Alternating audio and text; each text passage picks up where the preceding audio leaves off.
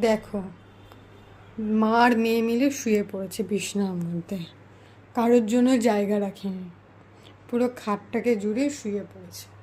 দেখো, মেয়েও দুপাশে দুটো কোল বালিশ নিয়ে শুয়ে পড়েছে, বুঝছো? দুজনে দেখো শুয়ে আছে। কেন এরকম করে বলছিস? আমার কাছেই শোবে। দেখো, কারোর আর জায়গা রাখেনি, জায়গা নেই, পুরো কম্বল গায়ে দিয়ে ট্রেনে শুয়ে পড়েছে মা আর বেটি।